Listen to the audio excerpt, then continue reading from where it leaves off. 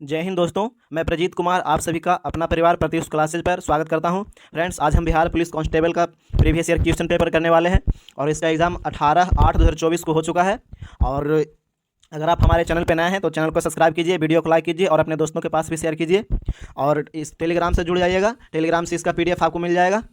तो आप बिहार दरोगा का भी सेट लगा रहे हैं तो वो वीडियो देख लीजिएगा, उसका प्लेलिस्ट भी बना दिए हैं। और इससे पहले हम बिहार पुलिस का 3 प्रीवियस ईयर करा चुके हैं, तो अगर वो वीडियो नहीं देखे हैं तो देख लीजिएगा और इसका भी प्लेलिस्ट बना दिए हैं। तो चलिए बिना देर के हुए शुरू करते हैं।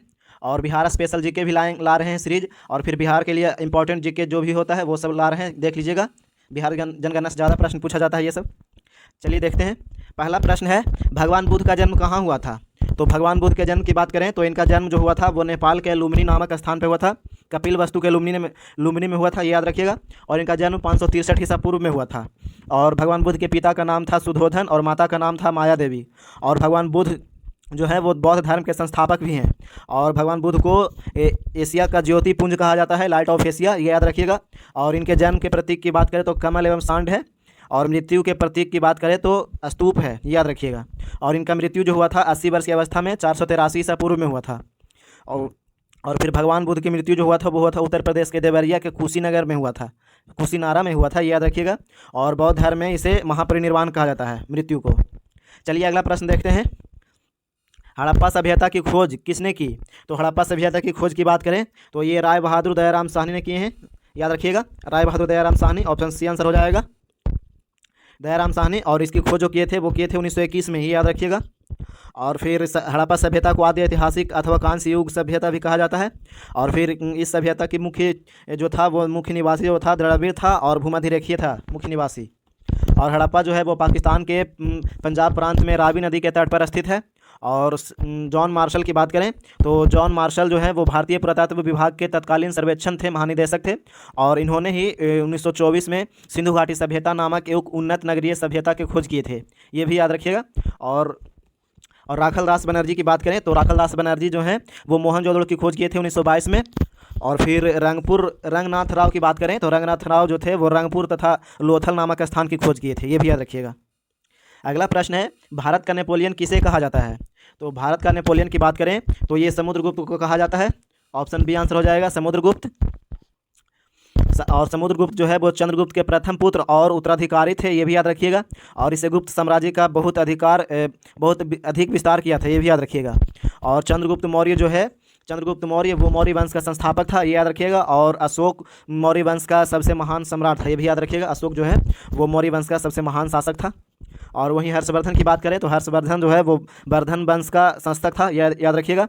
और ये जो था वो शिलादित्य के नाम से भी जाना जाता था, हर्षवर्धन शिलादित्य के नाम से जाना जाता था।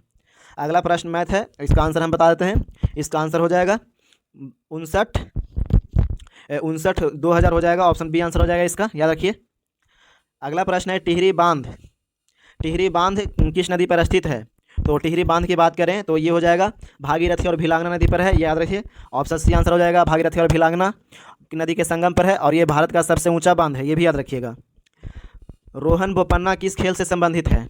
तो रोहन बोपन्ना की बात करें तो ये टेनिस से संबंधित है, ऑप्शन सी आंसर हो जाएगा, टेनिस से संबंधित है, याद रखिएगा। अभी हाल ही के एग्जाम में बिहार ASI स्टेनो का एग्जाम लिया गया था, उसमें भी ये प्रश्न आया था रोहन बोपन्ना के बारे में कि कौन सा खेल से संबंधित है। और खिलाड़ी और कौन सा खिलाड़ी किस खेल से संबंधित है, ये सब प्रश्न पूछा जाता है। और कौन सा कप किस खेल में दिया जाता है, ये सब याद रखिएगा, ये सभी पूछा जाता है। तो उसका एक वीडियो बना देंगे, आप देख लीजिएगा। और वहीं रोहन बोपन्ना की बात करें तो रोहन बोपन्ना जो थे वो 2024 में पेरिस ओलंपिक में पुरुष युगल के पहले दौर से बाहर होने वाले पहले अथी बन गए थे। होने के बाद ये संन्यास ले लिए थे, रोहन बोपन्ना टेनिस से संन्यास ले लिए हैं, ये भी याद रखिएगा। और ये 3 ग्रैंड स्लैम पुरुष युगल विजेता भी जीते हैं, खिताब जीते हैं। और ये 26 युगल खिताब जीते हैं अपने कैरियर में, इनका कैरियर में टोटल 26 खिताब जीते हैं, याद रखिएगा। अगला प्रश्न है, बारदोली सत्याग्रह कब हुआ था? तो बारदोली सत्याग्रह की बात करें तो ये 1928 में हुआ था, ऑप्शन बी आंसर हो जाएगा इसका, 1928। और फिर गुजरात के बारदोली नामक स्थान पर हुआ था ये बारदोली सत्याग्रह। और ये किसानों के द्वारा किया गया था, वल्लभ भाई पटेल के नेतृत्व में, सरदार वल्लभ भाई पटेल इसका नेतृत्व किए थे। और ब्रिटिश सरकार द्वारा इस पर 30% कर के विरोध में किया गया था, ये याद रखिएगा। और यही सत्याग्रह के फलस्वरूप इसके बाद ही वहाँ की महिलाओं ने पटेल जी को सरदार की उपाधि दी थी, उसके बाद ही सरदार वल्लभ भाई पटेल कहलाया इनका नाम। और 1925 में हुआ था काकोरी कांड, याद रखिएगा 1925 में हुआ था काकोरी कांड। और वहीं 1930 की बात करें तो 1930 में सविनय अवज्ञा आंदोलन हुआ था और ये गांधी जी के नेतृत्व में शुरू किया गया था और इसे गांधी इरविन समझौता के तहत 1931 में समाप्त किया गया था, स्थगित किया गया था और इसे पुनः 1932 में दूसरी बार लागू किया, मतलब चलाया गया था, सविनय अवज्ञा आंदोलन को शुरू किया गया था। अगला प्रश्न है, भारत की वित्तीय राजधानी कहाँ है? तो भारत की वित्तीय राजधानी की बात करें तो ये मुंबई हो जाएगा, ऑप्शन डी आंसर हो जाएगा। और भारत की राष्ट्रीय राजधानी की बात करें तो दिल्ली हो जाएगा, भारत की राजधानी दिल्ली है और वित्तीय राजधानी मुंबई हो जाएगा, ये याद रखिएगा। और अगला प्रश्न है, फ्रांस की राज्य क्रांति कब हुई थी? तो फ्रांस की राज्य क्रांति की बात करें तो ये 1789 में हुआ था, ऑप्शन ए आंसर हो जाएगा 1789। और ये क्रांति, फ्रांस की क्रांति जो हुआ था वो जितनी शस्त्रों का संघर्ष था और उतना ही विचारों का था, ये भी याद रखिएगा। और फिर स्वतंत्रता, समानता एवं भ्रातृत्व की भावना से ही फ्रांसीसी क्रांति की शाश्वत देन है, ये याद रखिएगा। और नेपोलियन इसकी उपज है, ये भी याद रखिएगा। फ्रांस की क्रांति से ही नेपोलियन का उपज हुआ था। अगला प्रश्न है, मृत कोशिका की खोज किसने की थी? तो मृत कोशिका की बात करें तो ये रॉबर्ट हुक किए थे और ये 1655 में किए थे मृत कोशिका की खोज।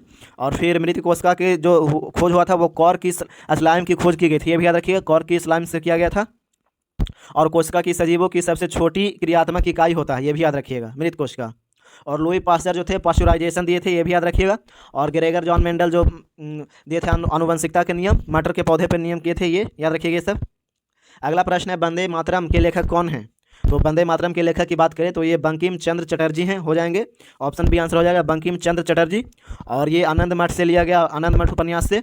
और इसे 24 जनवरी 1950 को संविधान सभा द्वारा राष्ट्रीय गीत के रूप में स्वीकार किया गया था। और फिर इसका सर्वप्रथम जो गाया गया था वो 1896 में भारतीय राष्ट्रीय कांग्रेस के अधिवेशन में गाया गया था।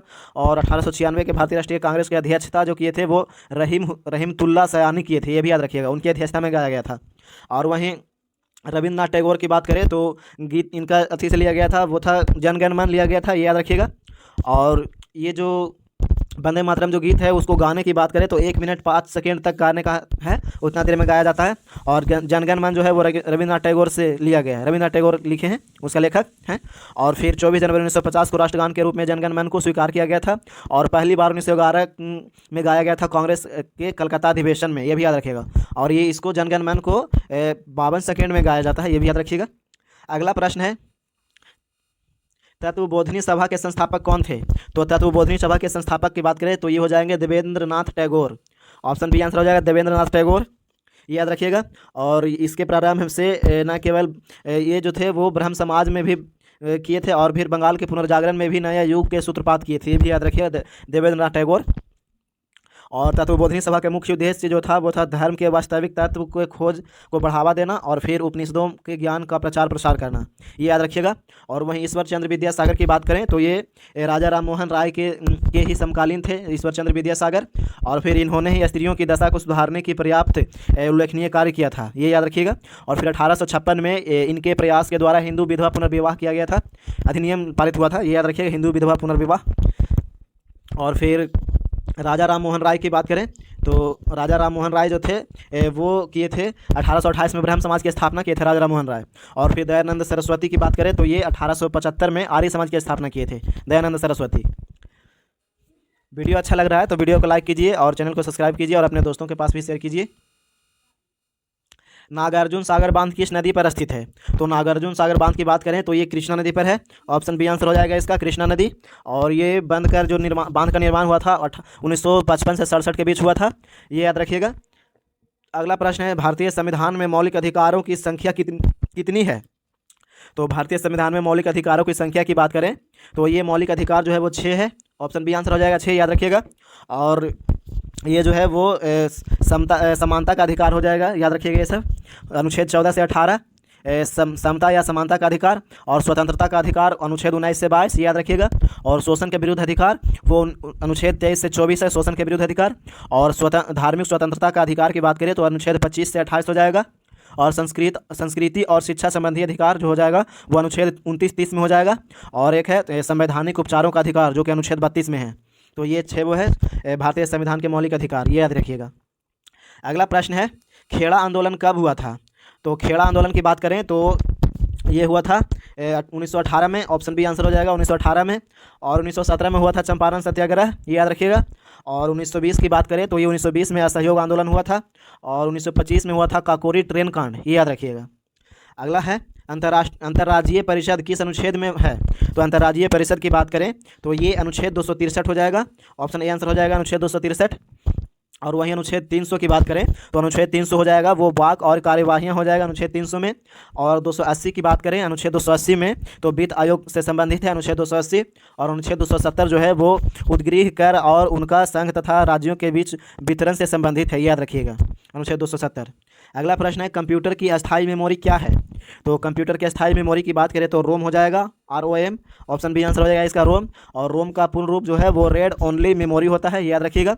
और रैम जो होता है वो रैम होता है एक अस्थायी मेमोरी रैम होता है, ये याद रखिएगा। और रैम का जो फुल फॉर्म होता है रैंडम एक्सेस मेमोरी होता है, ये याद रखिएगा। और हार्ड डिस्क की बात करें तो हार्ड डिस्क जो है वो डाटा स्टोरेज डिवाइस है, ये याद रखिएगा। अगला प्रश्न है वायु क्या है? तो वायु जो है वो मिश्रण है, याद रखिएगा, वायु मिश्रण है। और इसमें वायु का जो मिश्रण में 78% नाइट्रोजन होता है, 21% ऑक्सीजन होता है, 0.9% आर्गन होता है, 0.03% CO2 होता है यानी कार्बन डाइऑक्साइड, और जल वाष्प तथा धूल कण ये सब मौजूद होता है, ये सब याद रखिएगा। अगला प्रश्न है अनुच्छेद 343 का संबंध किससे है? तो अनुच्छेद 343 का संबंध की बात करें तो ये हो जाएगा संघ की राजभाषा से हो जाएगा, याद रखिएगा। ऑप्शन सी आंसर हो जाएगा संघ की राजभाषा। और फिर वहीं और बताते हैं जैसे कि वित्तीय आपातकाल जो हो जाएगा तो वित्तीय आपातकाल है अनुच्छेद 360 में, ये याद रखिएगा। और मूल अधिकार की बात करें तो ये अनुच्छेद 12 से 35 तक है, मूल अधिकार से संबंधित अनुच्छेद 12 से 35। और फिर वहीं संघ और राज्यों के बीच वित्तीय शक्ति की बात करें तो ये हो जाएगा अनुच्छेद 245 से 255 के बीच, ये याद रखिएगा। अगला प्रश्न है वर्तमान में लोकसभा की कुल कितनी सीटें हैं? तो वर्तमान में लोकसभा की कुल सीटों की बात करें तो ये हो जाएगा 543 है, याद रखिएगा। 543 पे चुनाव हुआ है, याद रखिएगा। और ऐसे पूछेगा तो कितना है तो 550 है, लेकिन चुनाव जो होता है वो 543 पर ही होता है, 543 पे, जिसमें से 530 जो है राज्यों के हैं और 13 जो केंद्र शासित प्रदेशों के निर्वाचित होते हैं। तो ये आंसर इसका ऑप्शन सी हो जाएगा, याद रखिएगा। और मूल संविधान में जो है वो लोकसभा के सदस्य संख्या जो है वो 500 निश्चित किया गया है मूल संविधान में, 550 किया गया, हाँ 500 किया गया है, याद रखिएगा। नहीं 550 किया गया, ऑप्शन ये वाला, और इसका आंसर ऑप्शन सी हो जाएगा। अगला प्रश्न है सेज का फुल फॉर्म क्या है? तो सेज का फुल फॉर्म की बात करें तो ये हो जाएगा स्पेशल इकोनॉमिक जोन, याद रखिएगा, special economic zone, option B answer हो जाएगा।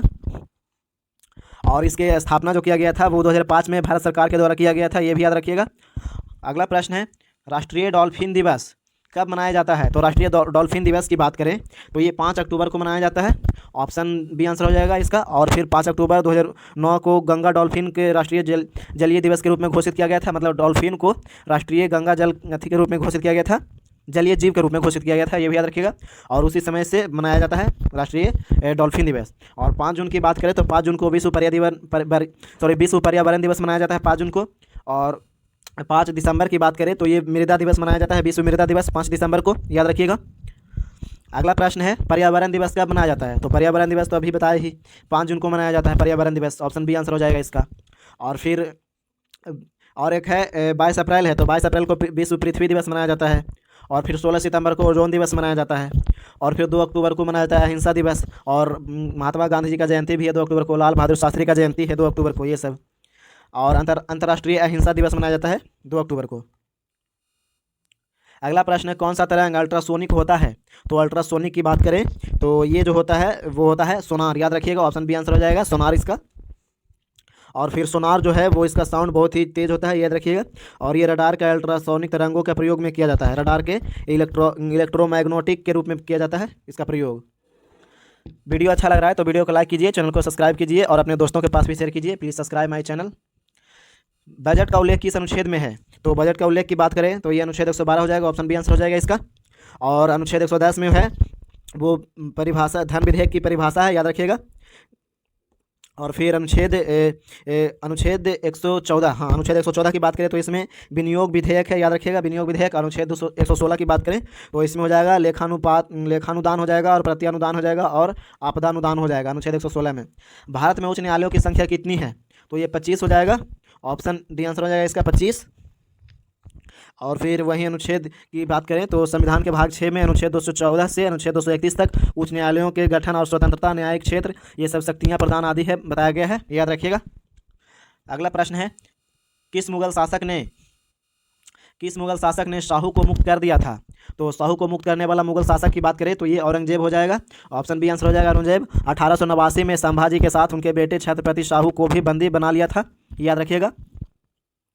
और अगला प्रश्न देख लेते हैं, विटामिन की खोज किसने की थी? तो विटामिन की खोज की बात करें तो ये फ्रैंक किए हैं, याद रखिएगा। ऑप्शन सी आंसर हो जाएगा इसका, फ्रैंक। और ये खोज जो किए थे 1912 में किए थे, याद रखिएगा। अगला प्रश्न है, और प्रमुख विटामिन जो है वो सब नाम याद रखिएगा। Vitamin A, vitamin B, C, D, E तथा के, ये सब प्रमुख विटामिन है। और वसा में घुलनशील विटामिन की बात करें तो विटामिन ए, डी और ई तथा के, ये सब वसा में घुलनशील है। और फिर जल में घुलनशील विटामिन जो है वो विटामिन बी और विटामिन सी है, ये सब याद रखिएगा। यदि दो संख्याओं का योग 14 है और उनका अंतर 10 है तो उनका गुणनफल क्या होगा?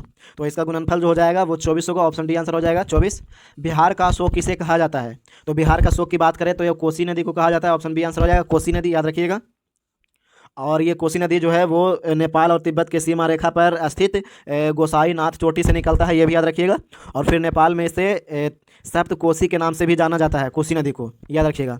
और यह 7 धाराओं से मिलने पर बनता है। और ये बिहार के कुर्सेला यानी कटिहार के निकट गंगा में मिल जाता है, ये भी याद रखिए, कोसी नदी। अगला प्रश्न है, धोबन सोडा का रासायनिक सूत्र क्या होता है? तो धोबन सोडा का रासायनिक सूत्र की बात करें तो Na2CO3 होता है। ऑप्शन ए आंसर हो जाएगा Na2CO3, याद रखिएगा। और फिर धोबन सोडा को रासायनिक नाम जो है वो सोडियम कार्बोनेट हो जाएगा इसका रासायनिक नाम, और NaCl नमक हो जाएगा, ये सब याद रखिएगा। अगला प्रश्न है, ये मैथ से है, हम इसका आंसर बता देते हैं। इसका आंसर हो जाएगा 12। ऑप्शन ए आंसर हो जाएगा 12। हिमालय किस प्रकार का पर्वत है?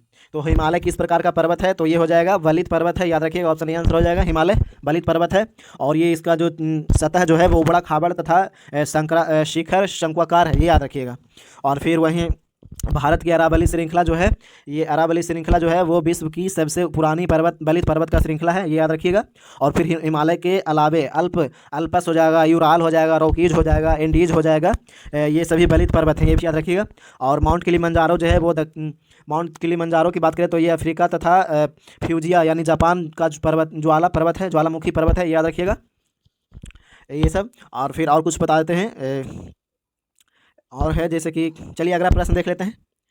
पटना का गोलघर निर्माण किसने किया था? तो पटना के गोलघर का निर्माण जो किया था वो किया था ये किया था गोल्डस्टीन, याद रखिएगा।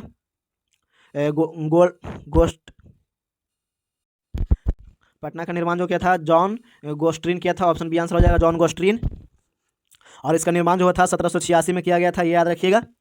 अगला प्रश्न है, और ये उस टाइम गवर्नर जनरल जो था वो वारेन हेस्टिंग्स था और उसी के आदेश पे किया गया था। अगला प्रश्न है, मौलिक कर्तव्यों को संविधान में किस संशोधन द्वारा शामिल किया गया था? तो मौलिक कर्तव्यों को किया गया था संविधान के 42वां संविधान संशोधन 1976 के द्वारा, याद रखिएगा। और 11 मौलिक कर्तव्य है, याद रखिएगा। और 86वां संविधान संशोधन 2002 के द्वारा 11वां मौलिक कर्तव्य को जोड़ा गया था, ये भी याद रखिएगा। और 10वां मौलिक कर्तव्य जो जोड़ा गया था 42वां संविधान संशोधन अधिनियम के द्वारा जोड़ा गया था। और इसे जो संविधान के भाग 4 में है, ये भी याद रखिएगा। और अनुच्छेद भाग 4 के क्या में और अनुच्छेद 51 के क्या में है, ये भी याद रखिएगा। और ये रूस के संविधान से लिया गया है मौलिक कर्तव्य, ये भी याद रखिएगा। अगला प्रश्न है, बिहार के कृषि पर आश्रित लोगों की संख्या कितनी है? तो बिहार के कृषि पर आश्रित लोगों की संख्या की बात करें तो ये हो जाएगा 78.6%। ऑप्शन डी आंसर हो जाएगा इसका। और 2021-22 के अनुसार ये है, याद रखिएगा।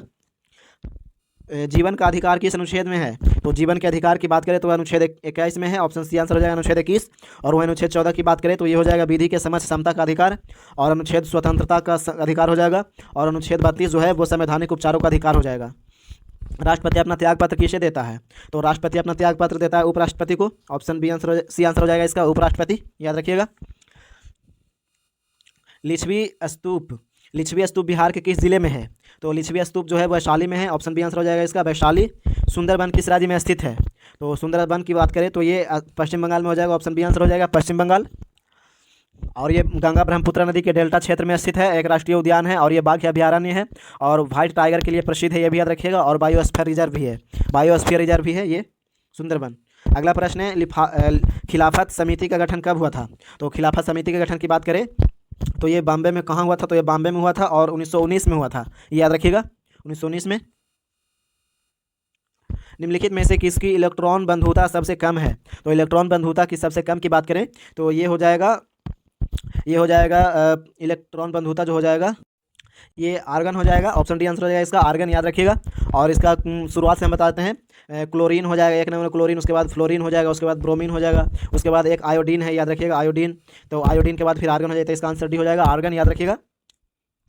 और नोबेल का गैस जो होता है वो ग्रुप 18 में होता है, ये याद रखिएगा। और इलेक्ट्रॉन बंधुता शून्य होता है और सबसे कम होता है, ये याद रखिएगा। अगला प्रश्न, अयोध्या किस नदी के किनारे स्थित है। तो ये सरयू नदी के किनारे स्थित है, ऑप्शन सी आंसर हो जाएगा इसका, सरयू नदी के किनारे स्थित है अयोध्या, याद रखिएगा। और फिर गंगा नदी के किनारे जो है वो हरिद्वार है, गंगा नदी के किनारे। यमुना नदी के किनारे आगरा है और गोदावरी नदी के किनारे नासिक हो जाएगा, याद रखिएगा। सुदर्शन झील किस राज्य में है। तो सुदर्शन झील जो है वो गुजरात में है, ऑप्शन बी आंसर हो जाएगा, गुजरात, याद रखिएगा। और जूनागढ़ के गिरनार में स्थित है, ये याद रखिएगा। और इसका निर्माण चंद्रगुप्त मौर्य के आदेश पर करवाया गया था और उसके राज्यपाल पुष्यगुप्त वैश्य ने करवाया था, ये भी याद रखिएगा। और सुदर्शन झील का जो हुआ था वो जीर्णोद्धार पहली बार शक शासक रुद्रदामन ने करवाया था, ये भी याद रखिएगा। अगला प्रश्न है मैथ का, इसका हम आंसर बता देते हैं। इसका आंसर हो जाएगा 4/13, ऑप्शन बी आंसर हो जाएगा इसका। कंचनजंगा नेशनल पार्क कहाँ स्थित है। तो कंचनजंगा नेशनल पार्क सिक्किम में है, ऑप्शन डी आंसर हो जाएगा इसका, सिक्किम। और ये एक राष्ट्रीय उद्यान और एक बायोस्फीयर रिजर्व भी है, ये भी याद रखिएगा। और ये पार्क जो है प्राकृतिक सुंदरता का प्रतीक है, कंचनजंगा पार्क। अगला प्रश्न है तिलैया बांध किस नदी पर स्थित है। तो तिलैया बांध की बात करें तो ये हो जाएगा बराकर नदी पर स्थित है, ये भी याद रखिएगा, ऑप्शन बी आंसर हो जाएगा बराकर नदी। और ये कोडरमा जिला में है, ये भी याद रखिएगा। और इसका निर्माण जो हुआ था 1953 में भारत के तत्कालीन प्रधानमंत्री पंडित जवाहरलाल नेहरू के द्वारा किया गया था और राष्ट्र को समर्पित किया गया था, ये याद रखिएगा। शुद्ध राष्ट्रीय उत्पाद का मूल्यांकन कैसे किया जाता है। तो शुद्ध राष्ट्रीय उत्पाद का मूल्यांकन की बात करें तो ये GNP के द्वारा किया जाता है, याद रखिएगा, GNP। ऑप्शन सी आंसर हो जाएगा इसका, GNP कर नहीं, सॉरी, इसका GNP मूल्यह्रास के द्वारा किया जाता है, ऑप्शन ए आंसर हो जाएगा इसका, GNP मूल्यह्रास, याद रखिएगा। अगला प्रश्न क्या है देख लेते हैं। वीडियो अच्छा लग रहा है तो वीडियो को लाइक कीजिए, चैनल को सब्सक्राइब कीजिए। मुझे पहचानो उपन्यास के लेखक कौन है। तो मुझे पहचानो उपन्यास के लेखक की बात करें तो इसका लेखक जो है वो संजीव हैं, याद रखिएगा, ऑप्शन सी आंसर हो जाएगा इसका, संजीव। और इसका उपन्यास जो आया था वो 2020 में प्रकाशित हुआ था, ये याद रखिएगा। और उपन्यास जो है वो साहित्यिक अकादमी पुरस्कार 2023 में सम्मिलित किया गया था, ये वाला मुझे पहचानो उपन्यास। बिहार मानवाधिकार आयोग की स्थापना कब हुई थी। तो बिहार मानवाधिकार आयोग की स्थापना की बात करें तो 3 जनवरी 2000 को हुआ था, ऑप्शन बी आंसर हो जाएगा इसका, 3 जनवरी 2000 को। और इसका गठन जो किया गया था मानवाधिकार संरक्षण अधिनियम 1993 के तहत किया गया था। सुमन योजना का संबंध किससे है। तो सुमन योजना का संबंध की बात करें तो ये सुरक्षित मातृत्व से है, ऑप्शन बी आंसर हो जाएगा इसका, सुरक्षित मातृत्व, याद रखिएगा। और इस योजना की शुरुआत 10 अक्टूबर 2019 को किया गया था, ये भी याद रखिएगा। उत्प्लावन का सिद्धांत किसने दिया था। तो उत्प्लावन के सिद्धांत की बात करें तो ये आर्किमिडीज दिए थे, याद रखिएगा, ऑप्शन सी आंसर हो जाएगा इसका, आर्किमिडीज, उत्प्लावन का सिद्धांत। और न्यूटन जो दिए थे वो गुरुत्वाकर्षण का सिद्धांत दिए थे, न्यूटन। और फिर अगला प्रश्न देख लेते हैं। अगला प्रश्न है भारत की स्थलीय सीमा कितने देशों के साथ मिलता है। तो भारत की स्थलीय सीमा की बात करें तो ये 7 देशों के साथ लगता है, ऑप्शन सी आंसर हो जाएगा इसका, 7 देश, याद रखिएगा। और 7 देश का नाम हम बता देते हैं, वो अफगानिस्तान, पाकिस्तान, भूटान, नेपाल, म्यांमार, चीन तथा म्यांमार है, ये याद रखिएगा, ये सभी के साथ लगता है। अगला प्रश्न है बिहार का लिंगानुपात 2011 के अनुसार कितना है। तो बिहार के लिंगानुपात की बात करें तो ये हो जाएगा 918, ऑप्शन सी आंसर हो जाएगा इसका, प्रति 1000 पुरुष पे 918 हो जाएगा बिहार का लिंगानुपात। और वहीं सबसे कम लिंगानुपात की बात करें तो गोपालगंज जिला का हो जाएगा, याद रखिएगा। बिहार का और 918 है, वो है सबसे अधिक लिंगानुपात की बात करें तो गोपालगंज जिला हो जाएगा, 1021 हो जाएगा गोपालगंज जिला बिहार में। और सबसे कम लिंगानुपात की बात करें तो मुंगेर हो जाएगा, 876 हो जाएगा मुंगेर में सबसे कम लिंगानुपात। ट्रांजिस्टर की खोज किसने की थी। तो ट्रांजिस्टर की खोज की बात करें तो ये जॉन बार्डिन किए थे, ऑप्शन बी आंसर हो जाएगा, जॉन बार्डिन। और ये 1947 में किए थे, याद रखिएगा। अगला प्रश्न है आनुवंशिकी के जनक कौन है। तो आनुवंशिकी के जनक की बात करें तो ये ग्रेगर जॉन मेंडल हो जाएंगे, ऑप्शन बी आंसर हो जाएगा इसका, ग्रेगर जॉन मेंडल। और इसके बारे में तो आगे बता ही दिए, मटर के पौधे पे किए थे खोज। अगला प्रश्न है अलंकेश्वर तेल शोधक कारखाना कहाँ स्थित है। तो ये तेल शोधक कारखाना की बात करें तो ये है गुजरात में, याद रखिएगा, ऑप्शन बी आंसर हो जाएगा इसका, गुजरात में है। अगला प्रश्न है सबसे कम अंतर आणविक बल किसमें होता है? तो सबसे कम अंतर आणविक बल की बात करें तो ये गैसों में होता है, ऑप्शन सी आंसर हो जाएगा इसका, गैसों में होता है। और ठोस में सर्वाधिक अंतर आणविक बल होता है, याद रखिए ठोस में सर्वाधिक होता है, तो इसका आंसर सी हो जाएगा, गैस। बेलडीला किसके लिए प्रसिद्ध है? तो बेलडीला की बात करें तो ये प्रसिद्ध है लौह अयस्क के लिए, लोहा के लिए, ऑप्शन सी आंसर हो जाएगा इसका, याद रखिएगा। और ये जो है वो छत्तीसगढ़ राज्य में स्थित है, ये भी याद रखिएगा। अगला प्रश्न, आयोडीन का प्राथमिक स्रोत क्या है? तो आयोडीन का प्राथमिक स्रोत की बात करें तो ये नमक हो जाएगा, ऑप्शन ए आंसर हो जाएगा इसका, नमक, याद रखिएगा। रासायनिक ऊर्जा को विद्युत ऊर्जा में परिवर्तित करने वाली युक्ति क्या कहलाती है? तो युक्ति जो कहलाती है वो कहलाती है विद्युत कोष, ऑप्शन कहाँ है, हाँ ऑप्शन डी है, विद्युत कोष हो जाएगा, ऑप्शन नंबर डी हो जाएगा इसका आंसर। वीडियो अच्छा लग रहा है तो वीडियो को लाइक कीजिए, चैनल को सब्सक्राइब कीजिए। प्रधानमंत्री रोजगार योजना की शुरुआत कब की गई थी? तो प्रधानमंत्री रोजगार योजना की शुरुआत हुआ था 1993 में, ऑप्शन सी आंसर हो जाएगा इसका, 1993। गाल बजाना मुहावरे का अर्थ क्या है? तो गाल बजाना मतलब होता है डींग हाँकना, ऑप्शन बी आंसर हो जाएगा इसका। जैन धर्म के अंतिम तीर्थंकर की मृत्यु कहाँ हुई थी? तो जैन धर्म के अंतिम तीर्थंकर की मृत्यु की बात करें तो पावापुरी में हुआ था, राजगीर के पावापुरी में, ऑप्शन बी आंसर हो जाएगा इसका। और इनका मृत्यु जो हुआ था वो 540 ईसा पूर्व में हुआ था, सॉरी 468 ईसा पूर्व में इनका मृत्यु हुआ था, और 540 ईसा पूर्व में इनका जन्म हुआ था भगवान महावीर का, ये याद रखिएगा। और इनका जन्म जो हुआ था वो 568 ईसा पूर्व में हुआ था, और बिहार के कुंड ग्राम वैशाली में हुआ था, याद रखिएगा। और इनके पिता का नाम जो था वो सिद्धार्थ था, और माता की नाम था त्रिशाला, ये याद रखिएगा। और मृत्यु 468 ईसा पूर्व में हुआ था, और 72 वर्ष की अवस्था में हुआ था पावापुरी में, बिहार के पावापुरी में। अगला प्रश्न है, भारत में गांधी जी ने पहला सत्याग्रह कहाँ किया था? तो ये चंपारण में किए थे, ऑप्शन आंसर हो जाएगा इसका, चंपारण। और ये जो चंपारण किए थे 1917 में किए थे, याद रखिएगा। और इसका उद्देश्य जो था वो नील मजदूरों को तिनकठिया प्रणाली के तहत नील मालिकों द्वारा किया गया था, शोषण के विरुद्ध किया गया था, याद रखिएगा। तिनकठिया प्रथा था उसके विरुद्ध में किया गया था। महात्मा गांधी भारतीय राष्ट्रीय कांग्रेस के अध्यक्ष कब बने थे? तो ये अध्यक्ष बने थे 1924 में, ऑप्शन डी आंसर हो जाएगा इसका, 1924, याद रखिएगा। और ये एकमात्र अध्यक्षता किए थे इसका, और ये 39वां अधिवेशन था 1924 में, और ये कर्नाटक के बेलगाम में हुआ था, ये भी याद रखिएगा। भारतीय राष्ट्रीय कांग्रेस के अध्यक्ष था। अगला प्रश्न है, भगवान बुद्ध ने अपना पहला धर्मोपदेश कहाँ दिया था? तो भगवान बुद्ध ने अपना पहला धर्मोपदेश दिए थे सारनाथ में, ऑप्शन बी आंसर हो जाएगा इसका, सारनाथ, याद रखिएगा। और इस सारनाथ के ऋषिपत्तनम में दिए थे, और पहला जो दिए थे वो बौद्ध ग्रंथों में पाली भाषा में दिए थे, और फिर धर्मचक्र प्रवर्तन कहलाया था ये पहला उपदेश इनका, याद रखिएगा। और अगला प्रश्न क्या है देख लेते हैं, पराक्रम दिवस कब मनाया जाता है? तो ये 23 जनवरी को मनाया जाता है, ऑप्शन सी आंसर हो जाएगा, 23 जनवरी।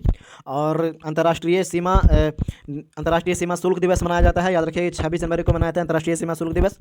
और 15 अगस्त को याद रखिए विश्व मधुमक्खी दिवस मनाया जाता है 15 अगस्त को। और 2 अक्टूबर को मनाया जाता है वो अंतर्राष्ट्रीय अहिंसा दिवस मनाया जाता है, ये सब याद रखिए। लोथल बंदरगाह किस नदी के किनारे स्थित है? तो लोथल बंदरगाह की बात करें तो ये है भोगवा नदी के किनारे, याद रखिएगा, ऑप्शन सी आंसर हो जाएगा, भोगवा नदी के किनारे। और ये सिंधु घाटी सभ्यता का प्रमुख बंदरगाह भी है, ये भी याद रखिएगा। हमारे शरीर की सबसे बड़ी ग्रंथि कौन सी है? तो हमारे शरीर की सबसे बड़ी ग्रंथि यकृत, ऑप्शन ए आंसर हो जाएगा, यकृत है।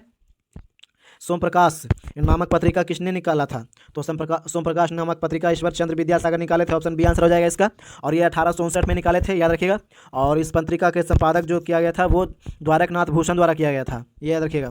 और ये पहला साप्ताहिक पत्रिका था जिसके खिलाफ लॉर्ड लिटन ने वर्निकुलर प्रेस एक्ट लागू किया था, और ये 1878 को लागू किया था, ये भी याद रखिएगा। और इसका जो किया गया था वो कलकत्ता से प्रकाशित किया गया था, और बांग्ला भाषा में किया गया था, ये भी याद रखिएगा, सोम प्रकाश पत्रिका। अगला प्रश्न मैथ का है। तो ये जो प्रश्न है कह रहा है, यदि राम एक काम को 8 दिनों में पूरा करता है और श्याम 5 दिनों में पूरा करता है तो दोनों मिलकर कितने दिनों में पूरा कर लेगा? तो इसका आंसर जो हो जाएगा वो हो जाएगा 1/3 सही 1/13 हो जाएगा, ऑप्शन डी आंसर हो जाएगा इसका। इसका एलसीएम ले लीजिएगा, इसका एलसीएम 40 हो जाएगा, ऐसे करके बनता है। अगला प्रश्न है, 1857 की क्रांति में से कौन क्रांतिकारी से थे जो नेपाल से चले गए थे? तो 1857 की क्रांति में से जो गए थे वो नाना साहब गए थे, याद रखिएगा, ऑप्शन सी आंसर हो जाएगा, नाना साहब। और नाना साहब जो थे वो नेपाल भागकर चले गए थे, याद रखिएगा। अगला प्रश्न है, शक्ति सैन्य अभ्यास भारत और किस देश के बीच होता है? तो शक्ति सैन्य अभ्यास की बात करें तो भारत और फ्रांस के बीच होता है, याद रखिएगा, ऑप्शन ए आंसर हो जाएगा इसका, फ्रांस, भारत और फ्रांस के बीच, याद रखिएगा। अगला है, ठोस से द्रव में बदलने की प्रक्रिया को क्या कहते हैं? तो ये गलन कहते हैं। ऑप्शन सी आंसर हो जाएगा इसका, गलन, याद रखिएगा। अगला प्रश्न है, डीआरडीओ की स्थापना कब हुई थी? तो डीआरडीओ की स्थापना की बात करें तो 1958 में हुआ था। ऑप्शन बी आंसर हो जाएगा इसका, 1958। इनमें से कौन सार्क का सदस्य है? तो सार्क का सदस्य की बात करें तो सार्क का सदस्य जो हो जाएगा वो मालदीव हो जाएगा। ऑप्शन ए आंसर हो जाएगा, मालदीव। और कुछ बताते हैं, सार्क की स्थापना की बात करें तो 8 दिसंबर 1985 में हुआ था और इसका मुख्यालय जो है वो काठमांडू है, नेपाल के काठमांडू में इसका मुख्यालय है। और इसका जो कुल सदस्य देश है वो है भारत है, पाकिस्तान, बांग्लादेश, नेपाल, भूटान, श्रीलंका, मालदीव और अफगानिस्तान, ये सब जो है वो सार्क का सदस्य देश है। सिक्के पर वीणा वादन करते हुए किस शासक का चित्र दर्शाया गया है? तो सिक्के पर वीणा वादन जो था वो समुद्रगुप्त हो जाएगा। ऑप्शन ए आंसर हो जाएगा इसका, समुद्रगुप्त, याद रखिएगा। अगला प्रश्न है, एल्यूमिनियम ऑक्साइड का सूत्र क्या है? तो इसका सूत्र जो होता है Al2O3 होता है, Al2O3। ऑप्शन ए आंसर हो जाएगा इसका, याद रखिएगा। जय जवान जय किसान का नारा किसने दिया था? तो जय जवान जय किसान नारा की बात करें तो ये लाल बहादुर शास्त्री दिए थे। ऑप्शन बी आंसर हो जाएगा इसका, लाल बहादुर शास्त्री। और ये भारत पाकिस्तान के युद्ध के समय दिए थे और 1965 में हुआ था भारत पाकिस्तान का युद्ध, याद रखिएगा। अगला प्रश्न है, कांवर झील बिहार के किस जिले में है? तो कांवर झील की बात करें तो बिहार के जो है वो बेगूसराय जिला में है। ऑप्शन बी आंसर हो जाएगा इसका, बेगूसराय जिला, याद रखिएगा। और इसे 2020 में रामसर स्थल में घोषित किया गया था, ये भी याद रखिएगा। और ये बिहार का प्रथम रामसर स्थल भी है, बेगूसराय जिला का कांवर झील। जंतु का सबसे बड़ा संघ क्या है, कौन सा है? तो जंतु का सबसे बड़ा संघ आर्थ्रोपोडा। ऑप्शन बी आंसर हो जाएगा इसका, आर्थ्रोपोडा हो जाएगा, याद रखिएगा। कु उपसर्ग क्या होता है? तो कु उपसर्ग का अर्थ जो होता है वो हो जाएगा बुरा होता है। ऑप्शन बी आंसर हो जाएगा इसका, बुरा। मांग के लिए आवश्यक तत्व है, ये वस्तु की इच्छा भी होता है और निहित मूल्य भी होता है और साधन को व्यय करने की तत्परता, ये होता है। यानी उपयुक्त में से सभी हो जाएगा, इसका आंसर डी होगा, उपयुक्त में से सभी। अगला प्रश्न है, कुशेश्वर पक्षी अभयारण्य किस जिले में स्थित है? तो कुशेश्वर पक्षी अभयारण्य की बात करें तो ये स्थित है, याद रखिए, बिहार के दरभंगा में है। ऑप्शन बी आंसर हो जाएगा इसका, बिहार के दरभंगा जिला में है। हुक के नियम पर कार्य करने वाला एक उपकरण कौन सा है? तो हुक के नियम पर जो कार्य करने वाला उपकरण जो है वो है कमादिनी, याद रखिएगा, कमानीदार तुला हो जाएगा। ऑप्शन बी आंसर हो जाएगा, कमानीदार तुला। अगला प्रश्न है, वीडियो अच्छा लगा तो वीडियो को लाइक कीजिए, चैनल को सब्सक्राइब कीजिए और अपने दोस्तों के पास भी शेयर कीजिए। राष्ट्रीय उपभोक्ता दिवस कब मनाया जाता है? तो राष्ट्रीय उपभोक्ता दिवस मनाया जाता है 24 दिसंबर। ऑप्शन बी आंसर हो जाएगा इसका, 24 दिसंबर। और वहीं 15 मार्च की बात करें तो 15 मार्च को मनाया था विश्व उपभोक्ता अधिकार दिवस। विश्व उपभोक्ता अधिकार दिवस 15 मार्च और 24 दिसंबर को राष्ट्रीय उपभोक्ता दिवस, याद रखिएगा। और फिर 1 जनवरी को मनाया जाता है विश्व परिवार दिवस, 1 जनवरी को विश्व परिवार दिवस। और 25 दिसंबर को मनाया जाता है अंत्योदय दिवस, याद रखिएगा, अंत्योदय दिवस 25 दिसंबर। पुलिस प्रशासन की सूची के अंतर्गत आता है? तो ये राज्य सूची के अंतर्गत आता है, याद रखिएगा। और ये 7वीं अनुसूची के में वर्णित है, ये भी याद रखिएगा। ऑप्शन बी आंसर हो जाएगा इसका। टोकरी में फल है, किस कारक का प्रयोग हुआ है? तो ये जो कारक हो जाएगा वो हो जाएगा अधिकरण कारक, याद रखिएगा। ऑप्शन डी आंसर हो जाएगा इसका, अधिकरण कारक। पेट में कौन सा अम्ल होता है? तो पेट में अम्ल की बात करें तो हाइड्रोक्लोरिक अम्ल होता है, HCl। ऑप्शन सी आंसर हो जाएगा इसका, HCl होता है। गौतम बुद्ध की मृत्यु कहाँ हुई थी? तो गौतम बुद्ध की मृत्यु जो हुआ था वो हुआ था कुशीनगर, याद रखिएगा। ऑप्शन ए आंसर हो जाएगा इसका, कुशीनगर में। और 483 ईसा पूर्व में मृत्यु हुआ था उत्तर प्रदेश के कुशीनगर में। और इनका जन्म की बात करें तो 563 ईसा पूर्व में लुम्बिनी में हुआ था इनका जन्म। और इनका मृत्यु 80 वर्ष की अवस्था में हुआ था। अभी आगे के प्रश्न में तो हम बता ही दिए इनके बारे में। और अगला प्रश्न देख लेते हैं, H2C2O4 में कार्बन की ऑक्सीकरण संख्या कितनी है? तो कार्बन की ऑक्सीकरण संख्या की बात करें तो ये हो जाएगा +3। ऑप्शन बी आंसर हो जाएगा इसका, +3। गोवा में पहला शासन किसका था? तो गोवा में पहला शासन की बात करें तो ये जो था वो था अंग्रेजों का, पुर्तगालियों का। ऑप्शन सी आंसर हो जाएगा इसका, पुर्तगालियों का था, याद रखिएगा। और फिर ये भी याद रखिएगा कि भारत जो आज़ाद हुआ उसके बाद फिर 19 दिसंबर 1961 को ये भारत को मिला था, पुर्तगालियों से भारत को मिला गोवा। अगला प्रश्न है, आजीवन में कौन सा समास है? तो आजीवन में समास की बात करें तो अव्ययी भाव समास है, याद रखिएगा। ऑप्शन डी आंसर हो जाएगा इसका, अव्ययी भाव समास। कौन सा शब्द भावात्मक संज्ञा है? तो भाववाचक संज्ञा है, कौन सा शब्द? तो भाववाचक संज्ञा की बात करें तो ये हो जाएगा ममता हो जाएगा। ऑप्शन ए आंसर हो जाएगा इसका, ममता, याद रखिएगा। अगला प्रश्न देख लेते हैं। अगला प्रश्न है इंग्लिश का है, a gathering of people at a place of worship is called. तो इसका आंसर जो हो जाएगा वो हो जाएगा कॉन्ग्रीगेशन ही हो जाएगा। ऑप्शन बी आंसर हो जाएगा कॉन्ग्रीगेशन, याद रखिएगा।